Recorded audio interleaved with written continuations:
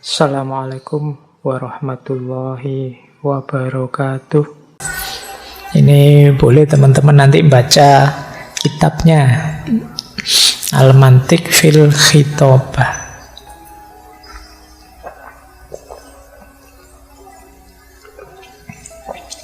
Yang pertama, dasarnya retorika tentu saja pengetahuan yang benar. Retorika bagaimanapun dia alat untuk menyampaikan kebenaran. Yang mau kita sampaikan apa? Tentu saja pengetahuan. Apa sih pengetahuan itu? Pengetahuan itu kan sebenarnya kita mempercayai sesuatu sebagai begini atau begitu. Itu kan pengetahuan. Jadi pengetahuan saya tentang laptop misalnya kan ya saya percaya laptop itu begini kan. Makanya kalau teman-teman baca buku epistemologi, pengetahuan sering didefinisikan sebagai justified true belief. Kepercayaan yang terbukti kebenarannya. Awalnya memang percaya. Nah, parameternya pengetahuan itu apa? Ukurannya kita tahu apa belum itu apa? Kata Al-Farabi dua, penerimaan atau kepuasan hati. Yang bahasa Arabnya qanaah. Jadi kalau kita sudah qanaah itu merasa cukup. Iya, saya ngerti. Iya, saya terima definisi itu. Iya, saya terima maksud itu, teori itu, konsep itu. Itulah pengetahuan. Ketika kita menerima dan puas itu berarti tidak bertanya-tanya lagi. Tidak ragu-ragu, tidak mempertanyakan. Ya, saya setuju, cukup, saya sudah paham. Itu berarti sudah punya pengetahuan kita. Jadi dasarnya retorika itu pengetahuan yang dicirikan oleh penerimaan dan qanaah kita terhadap materi yang kita ketahui. Tapi kata Al-Farabi, yang namanya pengetahuan itu ada dua jenisnya. Yang pertama keyakinan atau yakin. Yang kedua yang masih asumsi atau dzon. Jadi pengetahuan kita itu jenisnya dua. Ada yang mantap, yakin. Ada yang masih dzon. Dzon itu masih kira-kira, namanya asumsi. Cirinya yakin itu apa? Yakin itu kalau menurut kita sudah tidak ada lagi celah kesalahannya. Berarti itu sudah yakin. Karpet ini warnanya hijau. Yakin saya tenane, jangan-jangan coklat. Enggak Pak, mantap, saya yakin. Siapapun yang bilang selain hijau akan saya bantah. Ini namanya yakin. Jadi menurutmu sudah tidak ada celah salahnya lagi. Prosesnya namanya tasdik. Tasdik itu pembenaran. Beda dengan dzon. Dzon ini masih asumsi. Masih ada celah salahnya. Tapi kamu mengafirmasi, percaya sih, tapi mungkin saja bisa keliru. Misalnya, saya yakin kalau saya ngaji ini saya lanjutkan sampai jam 12, mesti sudah teler ini semua peserta ngaji. Loh, ini saya yakin, tapi saya tahu dalam keyakinan saya ini mesti ada celah salahnya. Mungkin saja kalau saya lanjutkan sampai jam 12, tidak semuanya teler, Pak. Ada 1-2 yang sangat teler. Ada 1-2 yang kuat sampai jam 12. Wah, ini saya tahu mungkin saja ada yang begitu. Jadi keyakinan saya tidak 100%, tapi ya mendekatilah. Itu namanya dzon. Namanya asumsi.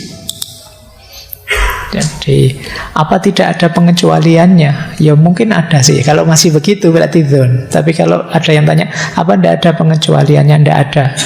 Saya yakin begitu. Nah itu namanya yakin. Jadi ada yakin, ada dzon.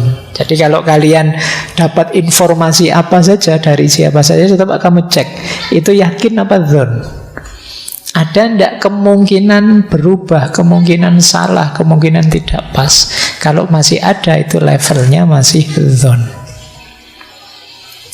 Jadi ini kalau dalam istilah bahasa Arab itu menarik. Nah, kalau dzon itu lebih mendekati keyakinan. Nanti ada yang 50-50. Kalau 50-50 itu namanya syak. Kalau syak itu ya 50-50 antara ya dan tidak. Itu namanya syak.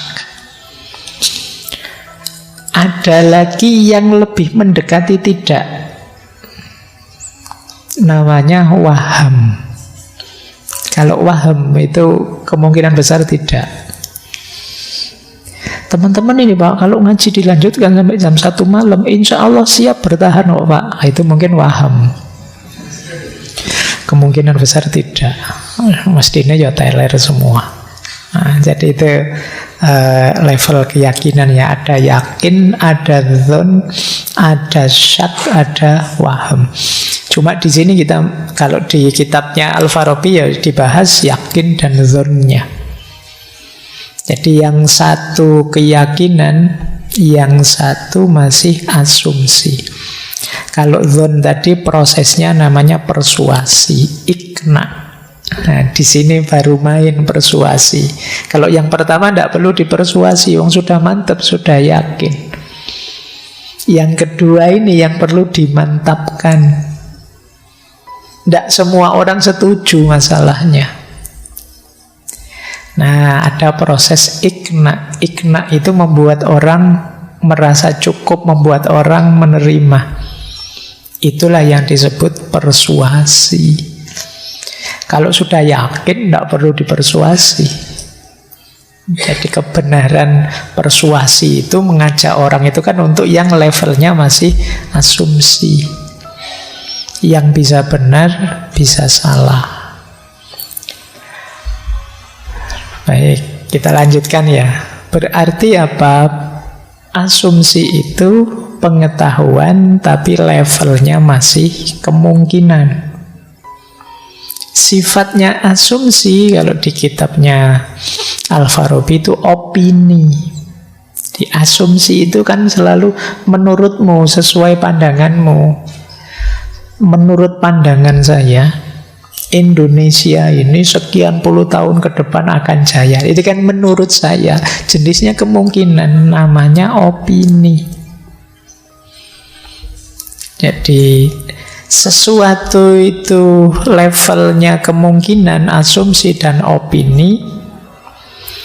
Kalau punya dua ciri. Yang pertama apa? Tidak diketahui pastinya, masih perlu diteliti dan ditemukan lagi. Ini berarti masih kemungkinan. Pastinya gimana tidak tahu. Atau yang sifatnya keadaan di masa depan, itu semuanya kemungkinan. Jadi besok kita ada tahun Indonesia Emas 2045. Nah, ini jelas levelnya kemungkinan, asumsi. Jadi kepastiannya ya kita tidak tahu.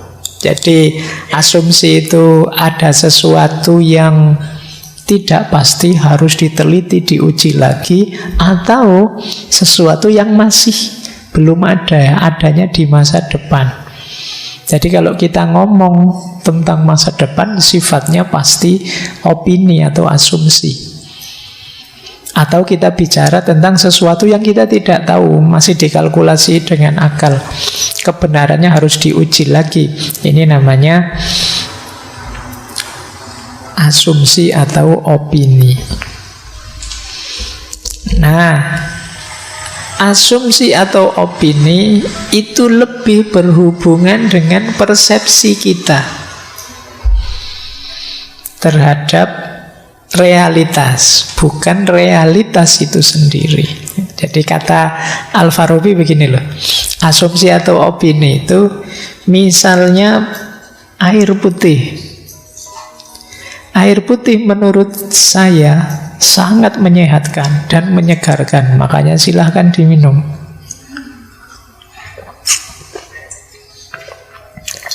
Nah, yang tadi saya sebut, air putih itu menyehatkan, air putih itu menyegarkan, ini jenisnya opini. Kenapa? Karena itu air putih menurut saya. Enggak kok Pak, dokter juga bilang begitu. Ya berarti air putih menurut dokter. Jadi yang sifatnya perspektif itu namanya opini dan asumsi. Cirinya seperti tadi. Apa pasti begitu? Ya enggak pasti juga. Pasti ada situasi-situasi bagi orang tertentu yang mempersepsi air putih itu tidak menyegarkan dan menyehatkan. 2 bulan lagi mungkin persepsimu terhadap air putih beda. Kalau siang hari begitu lihat air putih, kamu minum bukan menyehatkan tapi membatalkan. Puasa masalahnya kamu. Kan beda. Kamu tidak bilang segar, alhamdulillah, tapi astaghfirullahaladzim kok saya minum. Beda persepsi. Jadi asumsi dan opini itu berhubungan dengan persepsi kita terhadap sesuatu. Baik, dan ini nanti yang tadi saya bilang ya, perlu persuasi. Karena mungkin persepsiku beda dengan persepsimu, saya harus mempersuasi kalian, mengajak kalian setuju dengan pikiran saya. Di situ kita perlu retorika yang pas. Nah, menarik kata beliau terus, kuat atau lemahnya asumsi sebenarnya tergantung pada sanggahannya. Semakin sedikit penyanggahnya, semakin kuat asumsinya. Tapi semakin besar penyanggahnya, semakin lemah. Jadi kalau penyanggahnya sedikit, misalnya saya bilang apa ya, pacaran itu ganggu kuliah loh, misalnya. Terus ada penyanggahnya, tidak bisa Pak, teman saya pacaran, tambah rajin kuliahnya Pak. Pacarnya sak kelas sih masalahnya, meskipun libur yuk ngampus terus biar ketemu pacarnya.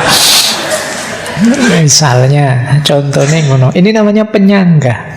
Berarti pandangan saya tadi dibantah oleh penyanggah ini. Nah, bisa bertahan enggak, bisa menjawab enggak terhadap penyanggah-penyanggah ini. Kalau dia kuat bisa bertahan, ya asumsi ini berarti kuat. Tapi kalau tambah lemah, oh berarti tidak semuanya begitu ya. Oh berarti tidak selalu pacaran itu ganggu kuliah. Ini kan jadi melemah. Kalau keyakinan yang yakin tadi kata Al-Farabi tidak bisa lemah. Tapi kalau asumsi itu bisa lemah kalau ada penyanggahnya. Karena kalau sudah level keyakinan ada penyanggah, penyanggah itu mesti otomatis kita anggap salah. Tadi saya yakin ini warnanya hijau, kok tiba-tiba ada yang bilang enggak Pak, itu bisa coklat loh Pak, bisa kuning. Enggak, saya yakin hijau, enggak goncang. Tapi begitu sifatnya persepsi, asumsi, opini tadi dari kita terhadap sesuatu, itu baru bisa goyang, penyanggahnya jadi lemah, pandangan kita. Nah, meskipun kata Al-Farabi kadang-kadang meskipun ada penyanggahnya, tapi penyanggahnya tidak tergarap, sehingga kita merasa benar padahal tidak. Nah, banyak orang yang seperti ini. Contohnya apa? Kata Al-Farabi, penyanggah itu bisa karena manusianya atau karena topiknya. Kenapa penyanggah tidak dipedulikan? Kata Al-Farabi, kalau orangnya males, karena orangnya lupa, mungkin orangnya sudah mati, ya tidak peduli dengan pendapatnya sudah. Orangnya, atau orangnya sangat sibuk, atau orangnya memang lemah pikirnya, dibantai juga diem saja. Itu karena manusianya. Atau karena memang temanya rumit. Temanya misalnya kayak tadi loh, besok 2045 kita tahun emas. Itu ya membantahnya ya susah, menyetujuinya ya susah. Sama-sama susah. Nah ini berarti karena temanya memang sangat abstrak, susah disanggah. Jadi ini bagian, jadi berarti apa? Bagian dari retorika. Retorika itu diperlukan ketika kita ada di ranah opini. Kalau sudah yakin, kita tidak perlu retorika. Kalau sudah mantep, ya sudah. Tidak perlu capek-capek berretorika lagi. Kita perlu teknik retorika, argumentasi yang lebih canggih ketika ada di ranah asumsi ini, yang masih opini. Baik. Ya, kalau ini sebenarnya ya rasional, di kitabnya saya kutipkan di sini ya. Runtuhnya keyakinan. Kapan satu keyakinan runtuh? Kalau orang yang meyakini meninggal, ya tentu saja ya. Terus pikirannya mati, lumpuh, atau dia lupa. Kalau runtuhnya asumsi sama, pemiliknya meninggal, pikirannya lumpuh, dia lupa, dan lupa argumentasinya. Atau dia tidak sadar ada penyanggahnya. Atau justru dia lebih setuju penyanggahnya. Ya dari sini tentu saja keyakinan dan asumsi bisa runtuh.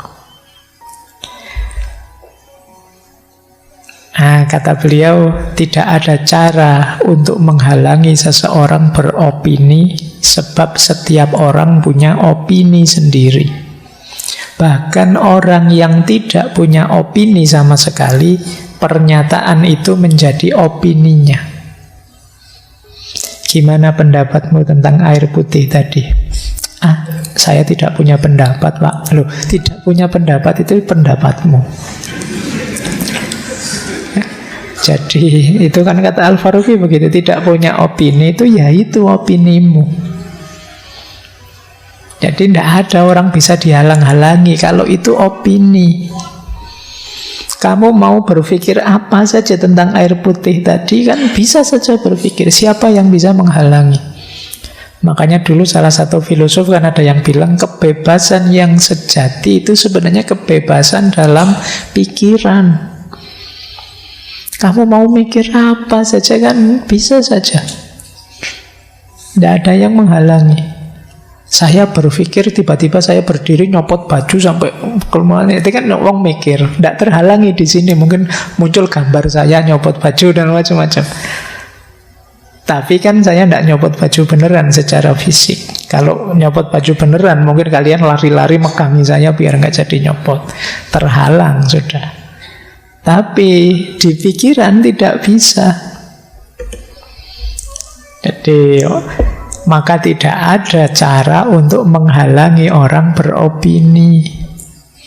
Meskipun keluarnya apa, tapi opinimu kebalikannya kan bisa saja. Masih betah ngaji? Betah Pak, padahal di pikiranmu tidak betah Pak ngajinya, ruwet sekarangnya. Bisa saja begitu. Jadi tidak ada cara menghalangi opini. Bahkan tidak beropini pun yaitu jenis opinimu. Oke. Nah, untuk menguatkan asumsi, yaitu tadi ya, membantah penyanggahnya, mengkritisi yang membantah dengan dua jalan, retorika dan dialektika. Retorika itu mempersuasi biar yang lain percaya dengan asumsi kita. Dialektika itu mengajak debat biar dia takluk, tunduk dan ikut kita. Itu dua jalannya. antara retorika dan dialektika. Oke, untuk malam hari ini saya cukupkan sekian dulu. Mohon maaf kalau ada yang kurang berkenan, mungkin 1-2 kekurangan apa, mohon dimaklumi. Kalau ada kekhilafan, kealpaan yang teman-teman ngerti benernya seperti apa, ya silahkan disampaikan. Kurang lebihnya mohon maaf. Wallahul muwaffiq, wallahu a'lam bissawab. Wassalamualaikum warahmatullahi wabarakatuh.